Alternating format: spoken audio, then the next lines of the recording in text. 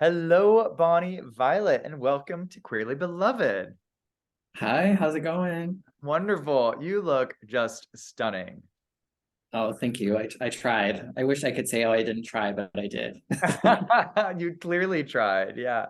And, I always like to start by asking my interview subjects to describe the perfect drag avatar that embodies who they are today in this moment. It feels a little redundant in that you are in drag. And so instead of that typical question, I'd just love for you to describe your drag that you are showing up with today for the listeners and to perhaps share what inspired it and what some of your drag aesthetic represents or what it's trying to express. Awesome. Yeah. So I feel like this is kind of a general basic, if you will, Bonnie Violet look. Just in the sense of like I've been living nomadically, so I live in a suitcase, so this is pretty much just what I've had. So I've gotten really good at kind of repurposing, but ultimately I almost always wear white for some reason. Mm. um I don't know if that feels spiritual or which probably is problematic. It's something to think about. Mm. But white is something I tend to wear a lot often of.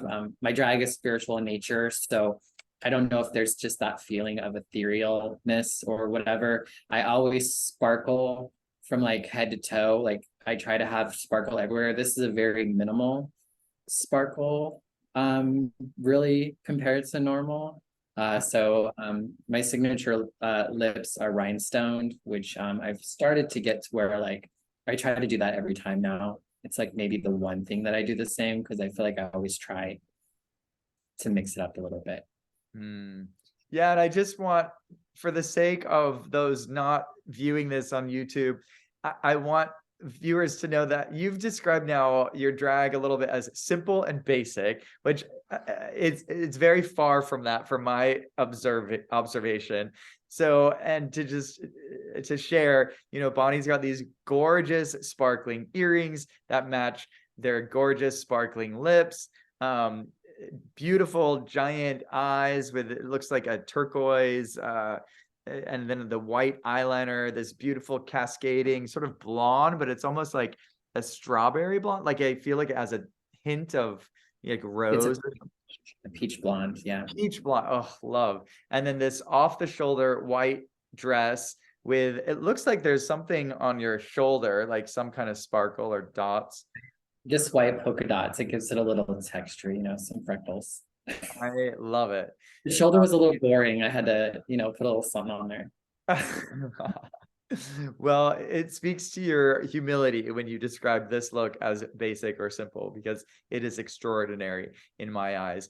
And yeah, I've noticed that you do have a consistency with the sparkle and with the white. And certainly my experience of you and your drag look is ethereal. It is in line with your identity as a queer chaplain. And Mhm. I am curious in what ways you look to inspire folks with that ethereal presence, if at all.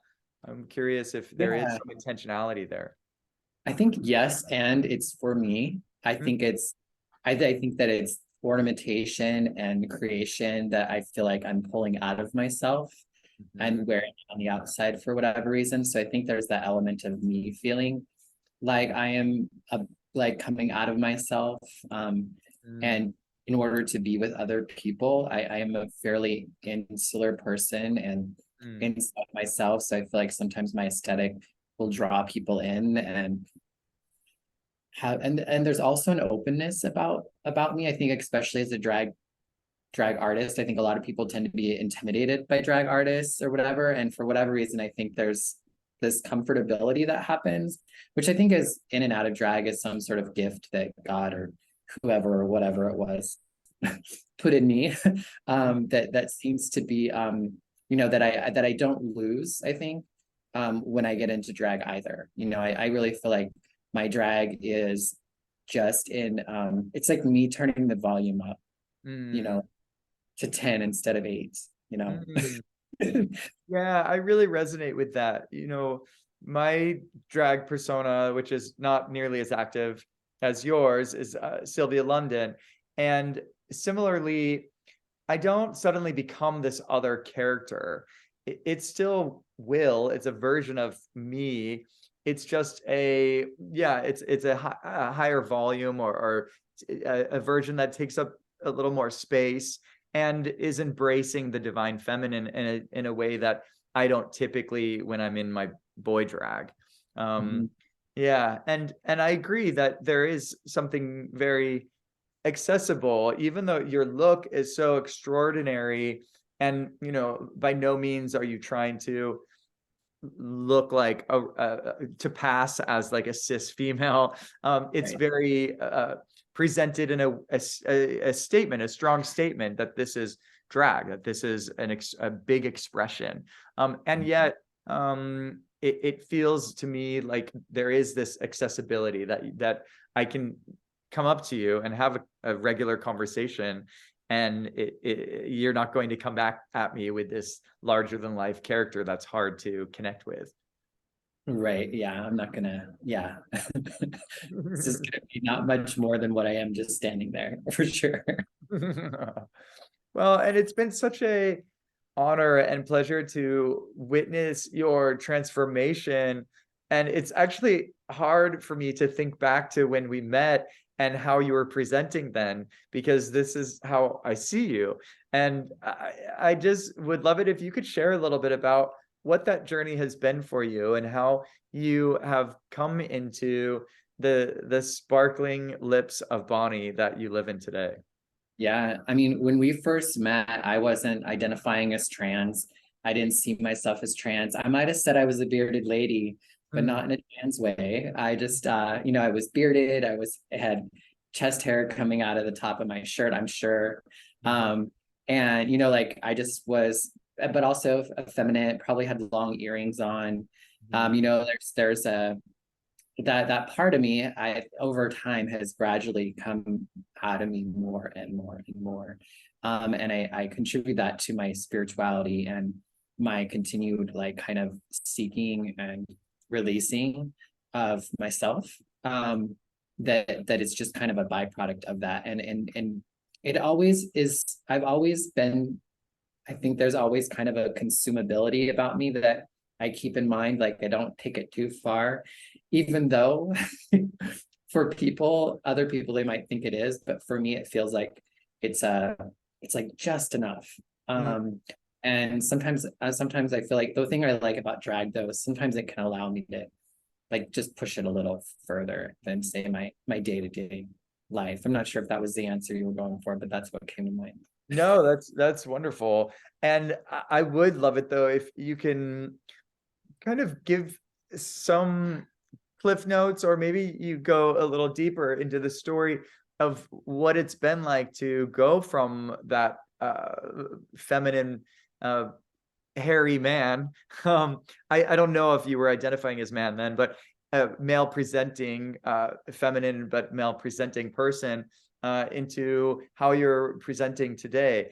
I think something that's interesting is the path from queer boy or gay man into trans person. And I'd say that I don't know many people who've taken that journey, and I'd love for you to share any part of that that you feel comfortable sharing. Yeah, I mean, the thing for me is it's been long, Mm, and it's been a long journey. And I think I can attribute a lot of that to internalized homophobia, internalized transphobia, spiritual trauma, and environmental factors growing up in a trailer house in a small town in Idaho, mm, not really seeing queer people, gay people, trans people, like anything other than heterosexual. Like I think, it's taken me a long time for me to get into spaces of liberation, for me to get into spaces and see people and experience people in ways to inspire me to draw more of myself out. mm, Um, So, I'm like, I'll be 44 next week. And so and I didn't really start identifying as trans until I was like 40 or something, so maybe 40, 41, I don't know, something like that. So it's been a journey. I didn't come out as gay until I was 20, and that was after an HIV diagnosis. And then I kind of knew I wasn't gay. Like that I used to always say that I'm not bisexual, just because I'm not as evolved enough yet. And Mm. so it's like, and I think that's interesting. There's so many times in my life when I was telling on myself without telling on myself. Like when I first did drag, when I was like 20, I was like, no, people need to know that I'm a dude who wants to hook up with dudes, not a dude who wants to be a girl. It's Mm. like ding, ding, ding. But I think that, I think also I had very limited understanding of who I could be. And I didn't see a lot of myself until later on in life. And it also like, I don't know, it just took me a while to let myself see part of myself in somebody else without feeling like I need to see all of me in someone else. Because I think that was sometimes what keeps me out of groups or becoming friends with people who I think I have so much in common with, because I feel like, oh, well, I'm not quite the same. You know what I mean? Mm. I'm not sure where I was going with all that, Yeah, but so no, it's interesting, this idea of seeking some kind of mirror that can help pull us into our full self-expression. And there is something valuable about that when we do identify and connect with people that are expressing something that perhaps we haven't had the courage to express yet. And Mhm. to also hold true that there isn't a mirror out there that is exactly us, that Right. ultimately we have to find it for ourselves. And I'll just say, with someone as extraordinary and unique as you in your self-expression, I could see how looking for that mirror that it doesn't exist would be challenging. And what inspires me is this knowing that we, in our path to know who we are and express who we are in our fullest form of expression, of knowing and expression, is a lifelong journey. That's my Mhm. perspective anyways. And certainly I've found out new things about myself and discovered new ways to express myself and been very surprised, at this point in my life as a 45-year-old queer person.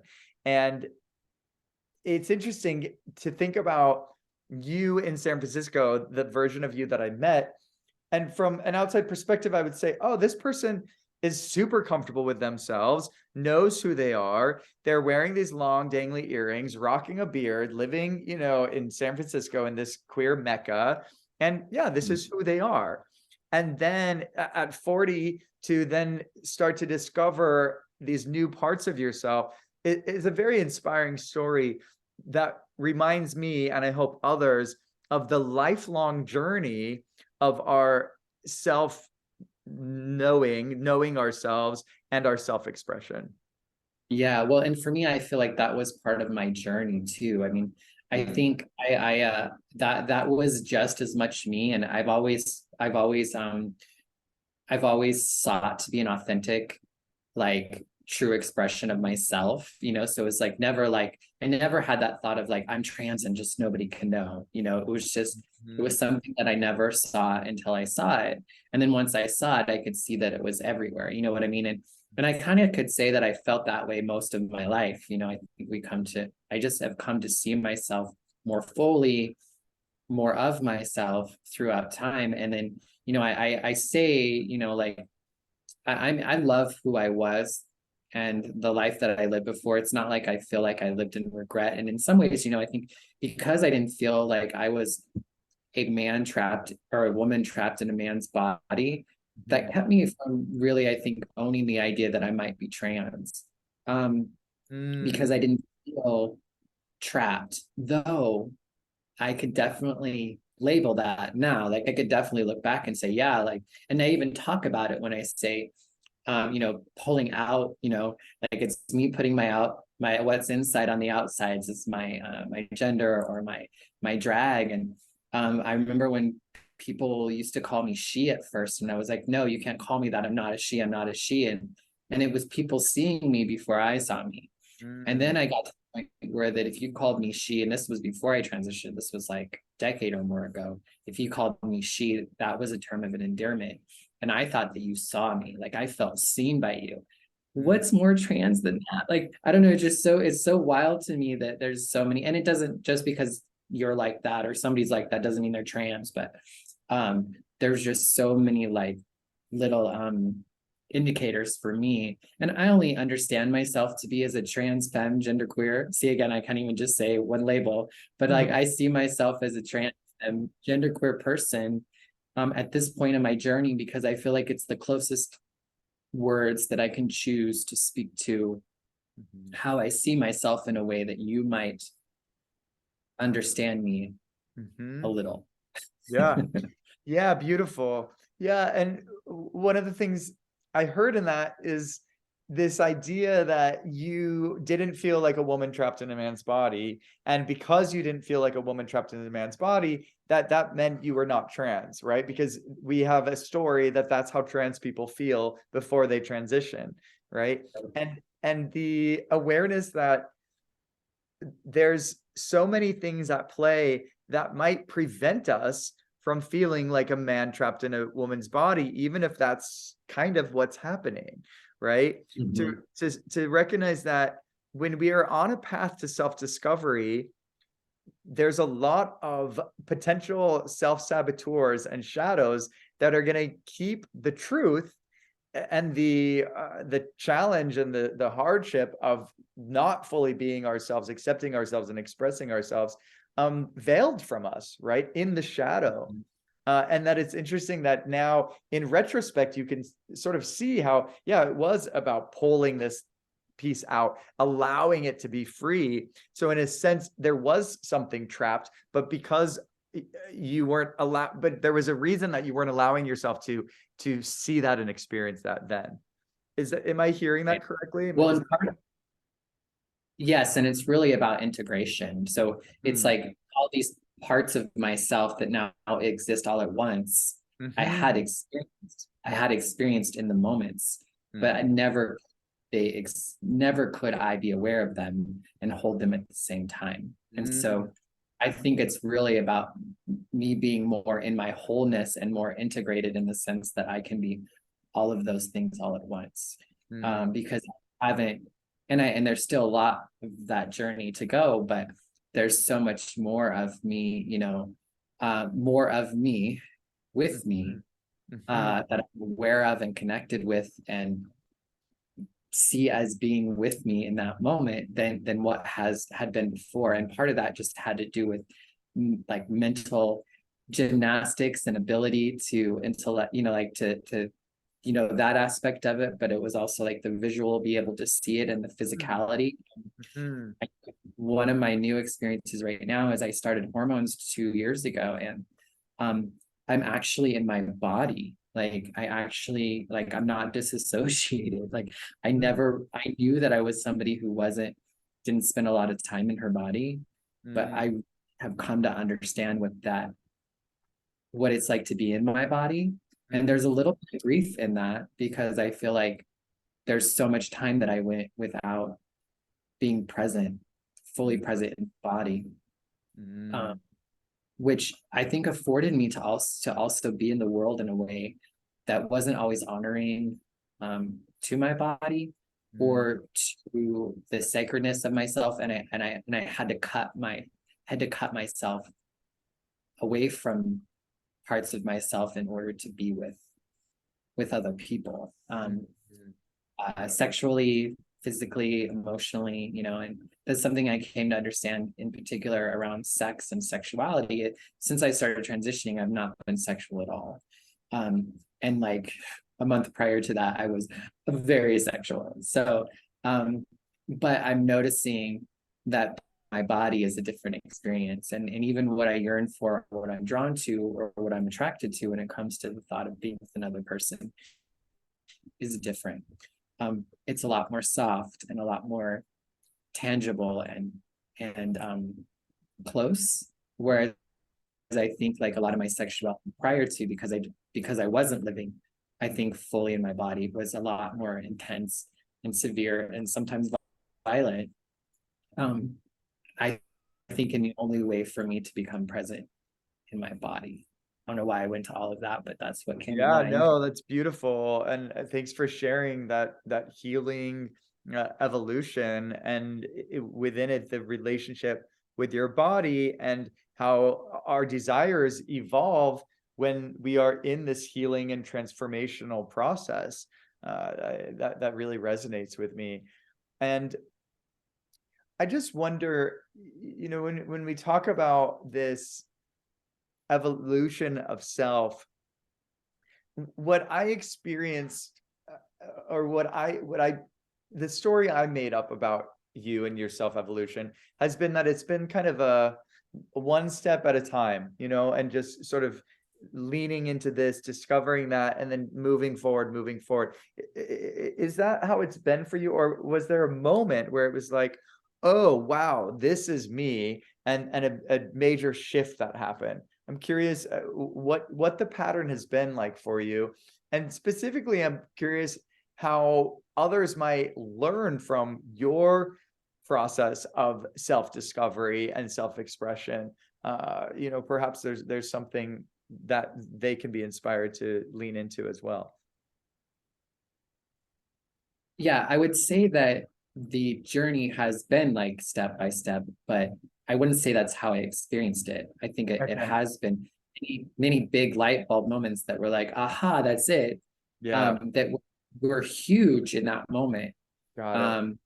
But to think about it now, it was very little. It was a very small step. And it does feel like, they've added up one to another, but there were multiple things happening at the same time, like a lot of my journey was maybe more spiritual, or like, when I had HIV, there was a lot of like the medication and then the mental kind of stuff that came with that, and then getting into the spiritual, which led to now more of the physical and the embodiment that is coming through my spirituality versus you know what I mean? So I feel like, yes, it's been gradual and little by little, but also a lot all at once.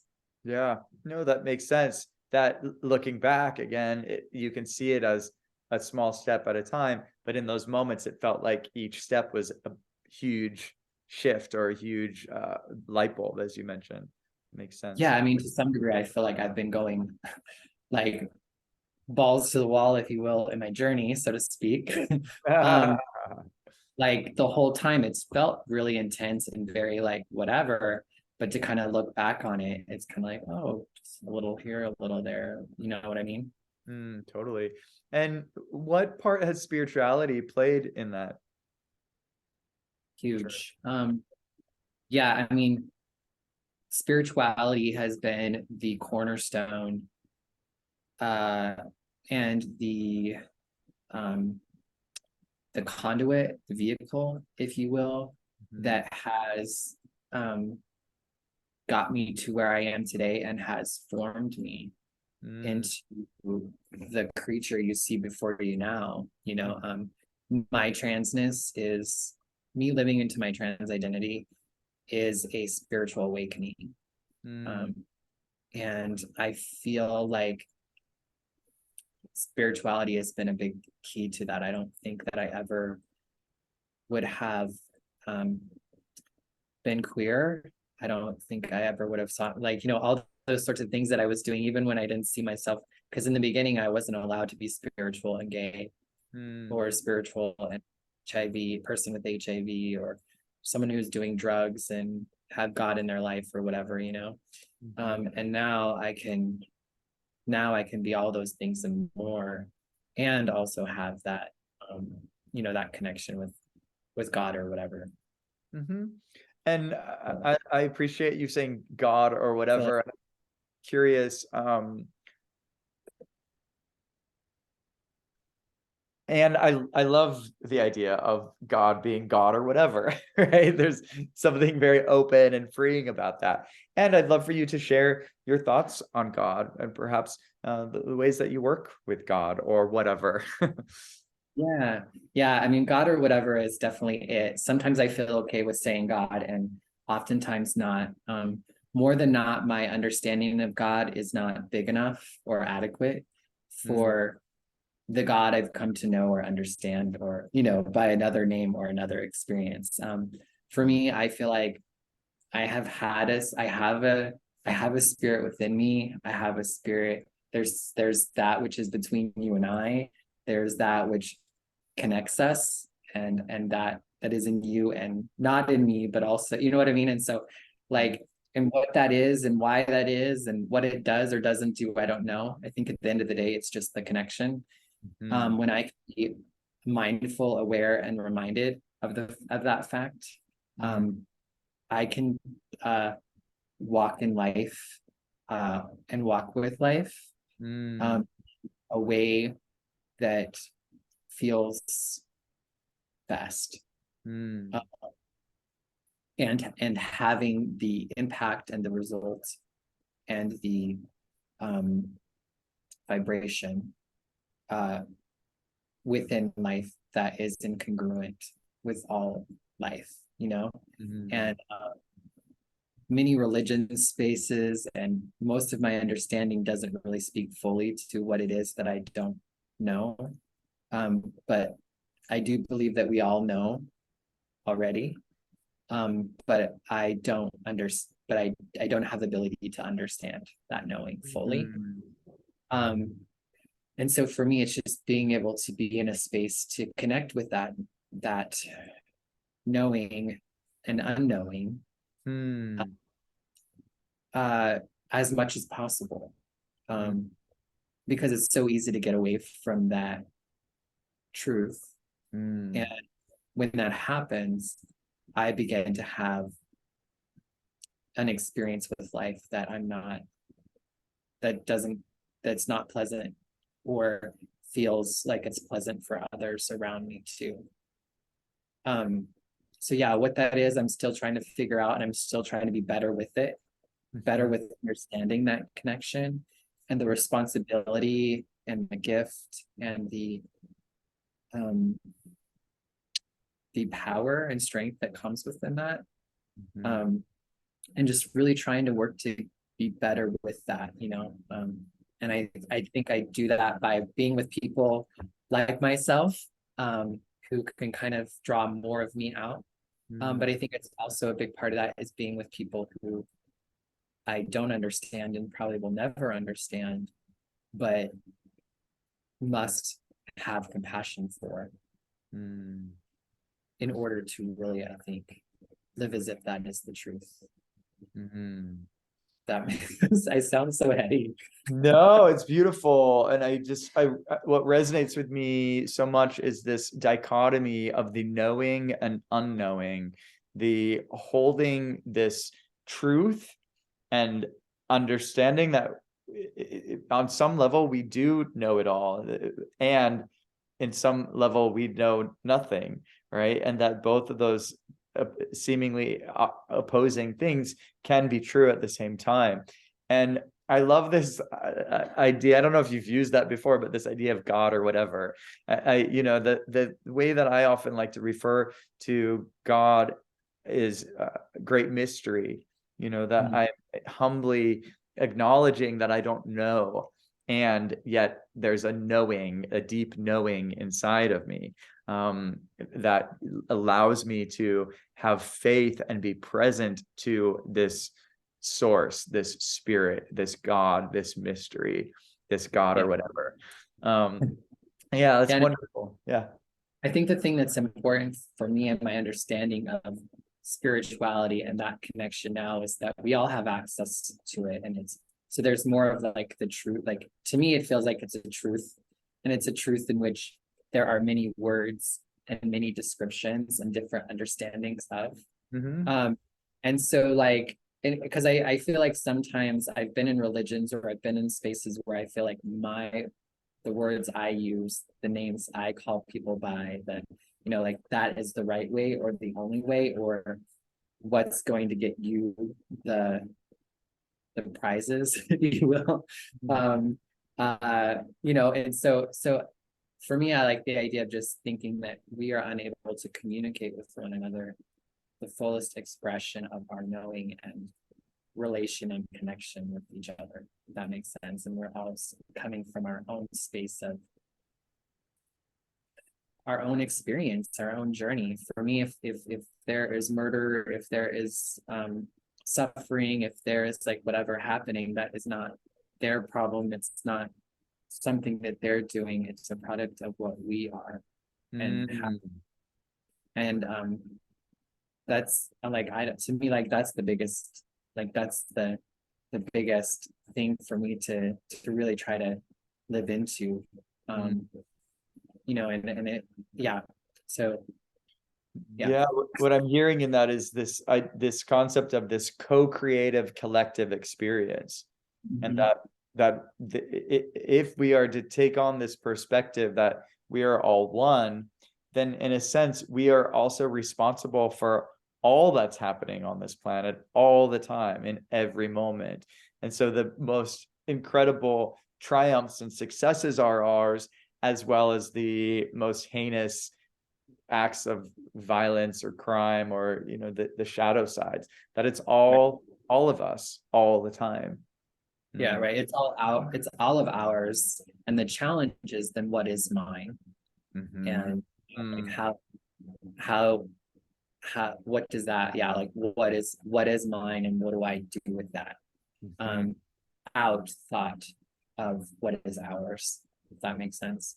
Yeah. And again, it's a seemingly oppositional, but those two things can be held at the same time, that it's all of ours all the time. And what is my part in all of it? That is all of mine. Yes. Because I mean, because that's really what it comes down to. I can't, because it can be really easy for me to feel like I need to go out and like help these people or do this thing or that thing. And that seems like too much and not possible and all that. And it is for me, but what is it that we each do, you know? I think that's the challenge. What is, yeah. So, and I think it really comes down to just probably just being, which is a very, you know, difficult thing to do. Step into just being. Absolutely. I'm curious your sort of history with spirituality. In what ways perhaps were you connected to spirit as a kid, and how might that differ from where you're at now in your journey? Yeah. Well, you know, for me, church was the safe place to go. It was a place that I felt uncriticized, unharmed. I also felt like I could actually even be kind of special, or like, and special in a way that wasn't overpowered, like wasn't too much. I don't know. I just really struggled with being at home, and being at school and being most anywhere else, but at church, for whatever reason, it felt, I don't know, I just felt like I fit in some ways, right? Especially as like a young person. So I brought myself up in church. My family was not church going folks. I went to church when I was young, and I loved to go to church for whatever reason. And then you know, then all of a sudden I was a faggot with AIDS, and that didn't quite match, I felt, you know. And so then my spirituality was drug and alcohol use, and being in fellowship with those who also did. And I learned a lot of liberation and comfort and safety, and a lot of harm and trauma and all that too. I feel like the thing I'm trying, kind of reflecting, that's probably always been the case, is I've always tried to be spontaneous and authentic in my expression, when it came, and also feeling challenged by that as well. You know, like I didn't like clapping because everyone else was clapping, and I didn't like speaking in tongues because everyone else was speaking in tongues, and I didn't necessarily like sing the song and yet I wanted to when I wanted to, like I wanted to feel like, am I singing this song because I want to sing this song, or am I, whatever. And like, how is this impacting me? But how is this impacting the people around me? Mm. When I was when I was in high school, I was part of it. We do these human videos, they call them. They're really big in like the, I think, late 90s. I think that's what it was. And you would perform these songs on the stage at church, and you would lead people to Jesus, right? You would save people. And I loved that shit. And I always got to play like Jesus and God, and like I got the cool parts, I thought. And so it felt cool. And I feel like that's what my drag is now. Mm. Is a similar reason, like I perform to music or movement or story, in the hopes of causing some sort of movement in a person. I feel most comfortable, especially like with COVID, doing the like I do best when I'm like in my own room or wherever I'm videotaping myself and doing the editing and can tell a story, if you will, to song versus like lip syncing and doing dance. And like, I'm not that girl, and I love that there are those people, but I'm not that's not me. And so just like in a lot of spiritual settings, we all, even if I look back at church, there are people who did different things, and that was the thing. And so for me, I feel like drag is really in some ways to that which felt so good, with the openness and the less rigidity, if you will. Like I'm less like, for then I was specifically like, okay, after this, you're gonna go and get on your knees and you're gonna pray to Jesus and ask Jesus into your heart. And now I'm gonna do this thing, and it's gonna do its work. Whatever that is, you know what I mean? And it doesn't have to be, I don't know, who knows what that is. Like, I have no fucking clue. There's so much more freedom in that.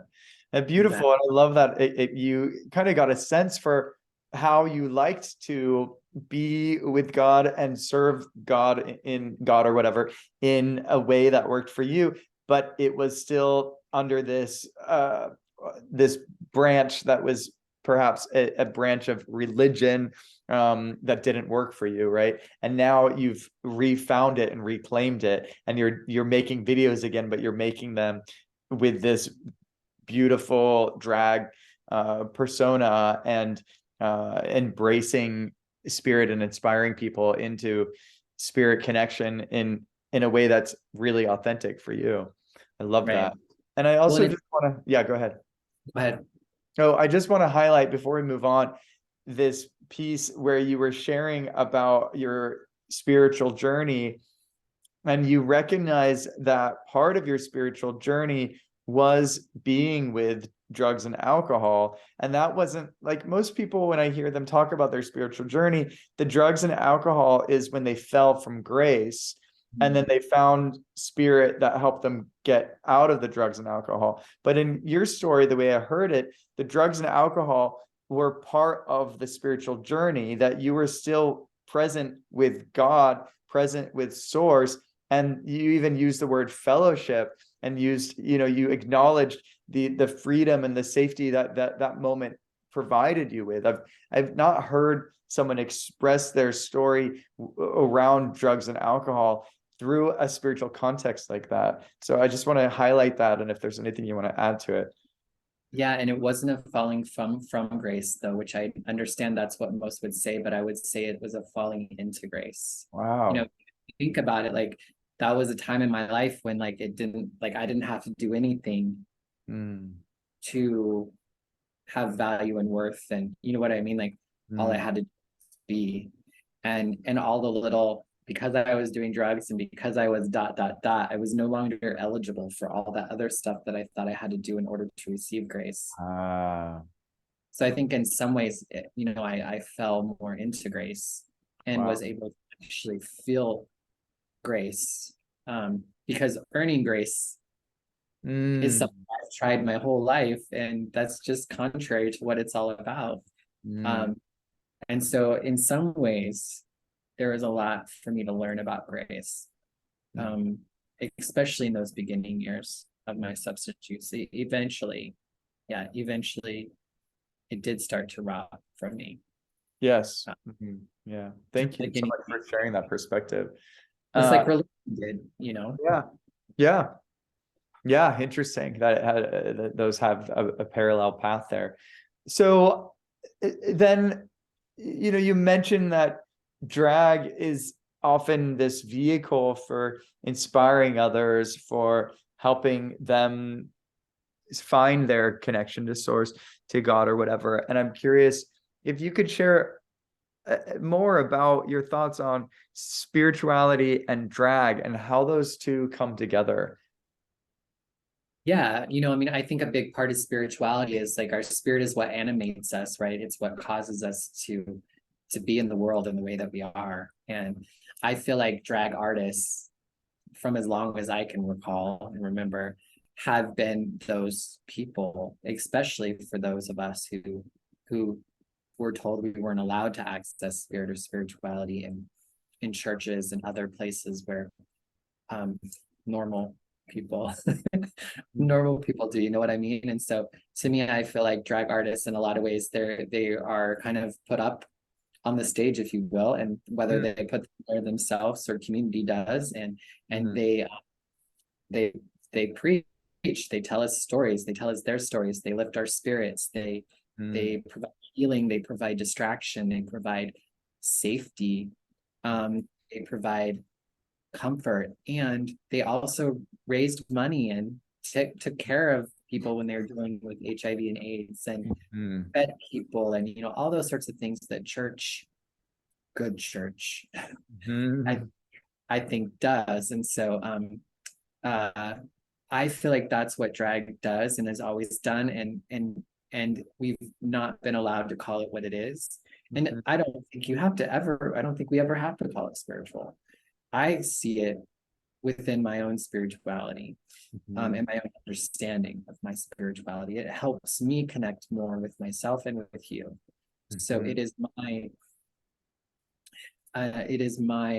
ritual, it is my mm. tradition, it is my path to you and to others.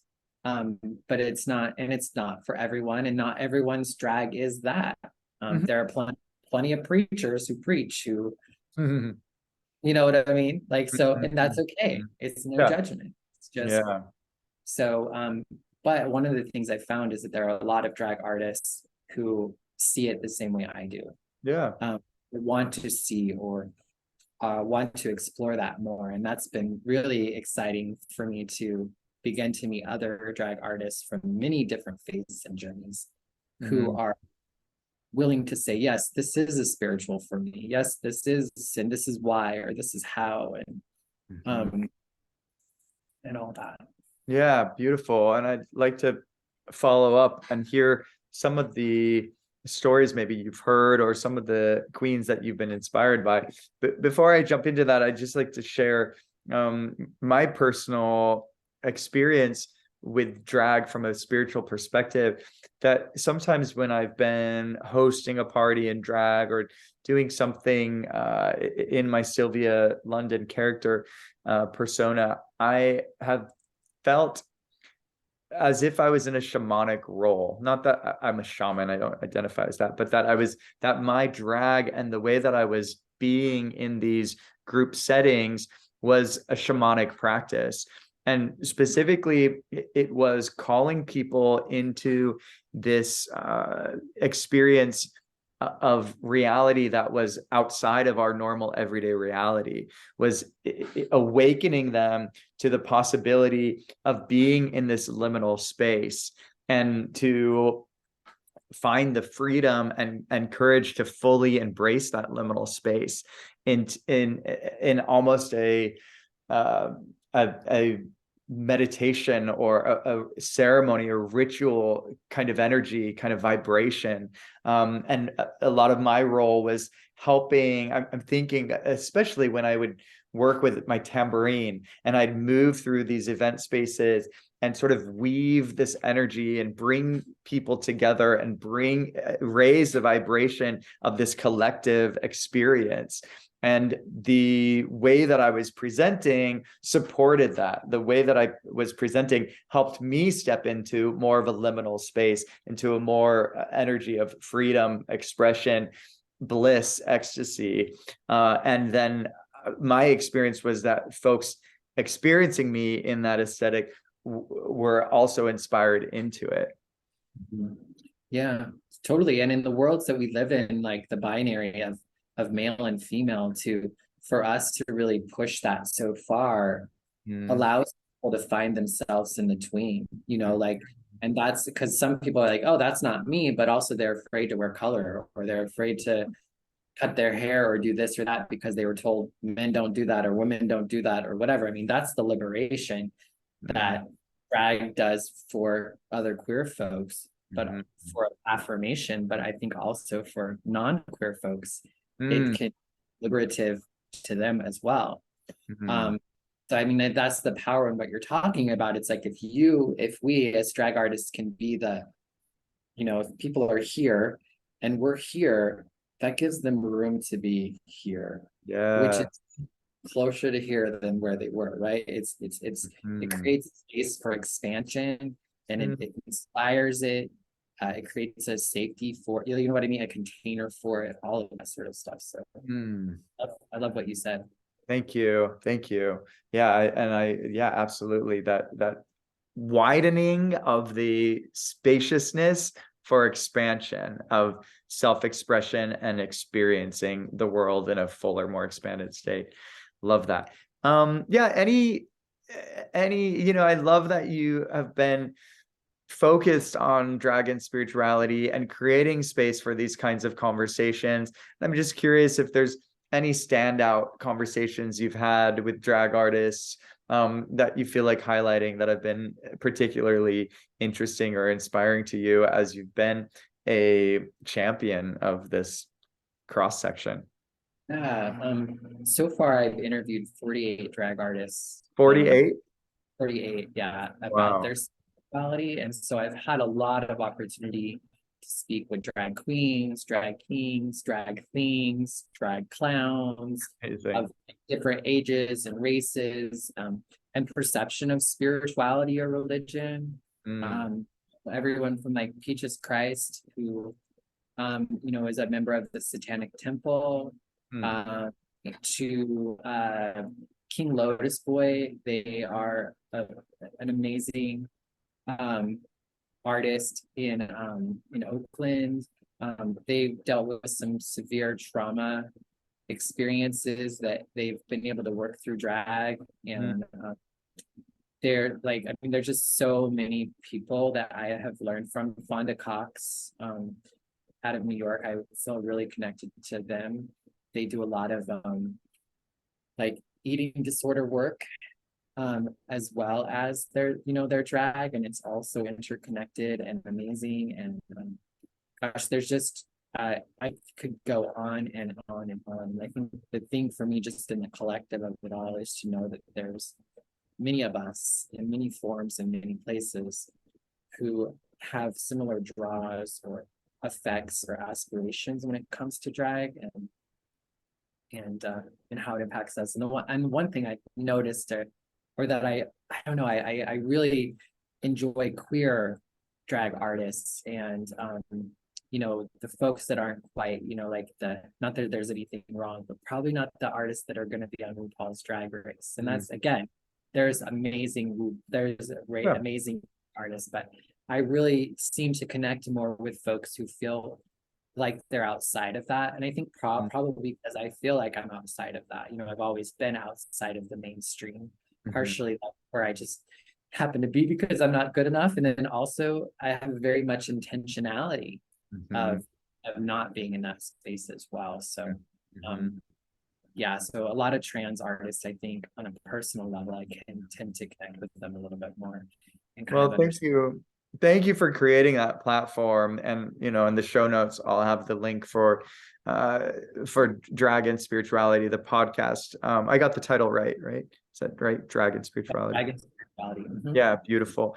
And thank you for sharing your story with the listeners of Queerly Beloved. It's such a pleasure having you and hearing your wisdom come through in these beautiful ways, and being inspired by your incredible and extraordinary evolution of self.